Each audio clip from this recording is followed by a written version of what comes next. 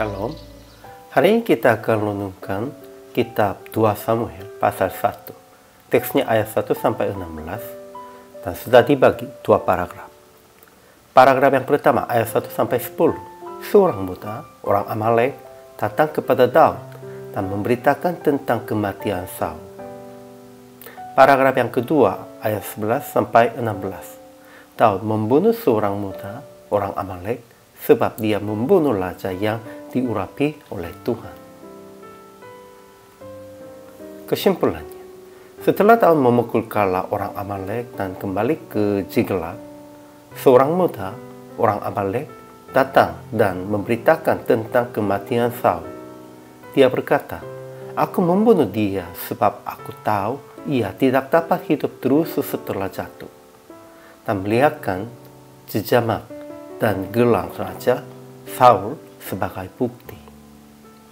Jadi Daud dan sesamanya turut duka cita sambil mengoyakkan pakaiannya.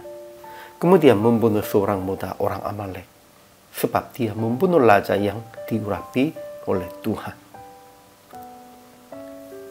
Ajaran tentang manusianya. Dalam teks hari ini tidak dijelaskan firman dan perbuatan Tuhannya, tetapi Tuhan yang pernah mengurapi Saul, juga menghukum Saul yang sudah memberontaknya. Ajaran tentang manusianya. Pertama, seorang muda orang Amalek yang ikut peperangan Israel dan Filistin datang kepada Daud dan ia memberitakan tentang kematian Saul dengan bukti jejamak dan gelang raja. Dan dia berdusta bahwa dia membunuh Saul sekalipun Saul bunuh dirinya. Kenapa? Dia memang berpikir akan dapat hadiah dari Daud. Karena dia berpikir Raja Saul itu lawan bagi Daud. Dan karena dia membunuh dia, pasti akan memberikan hadiah. Tetapi kedua, Daud dan sesamanya turut duka cita sambil mengoyakkan pakaiannya.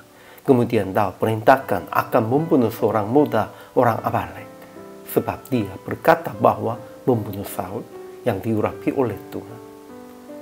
Memang kalau dia tidak berdusta, dia tidak dibunuhnya begitu. Namun karena dia berdusta untuk keuntungannya, kebaikannya, dia mati. Jadi aplikasi hari ini. Pertama, jangan berdusta dengan berharap kebaikan atau hadiah atau apapun. Ingat, itu akan mendatangkan malapetaka kepada Anda. Jangan berdusta. Kedua, menghargai orang-orang yang Tuhan mengurapinya. Tetapi ingatlah, mereka yang telah memberontak Allah pasti akan dihukum.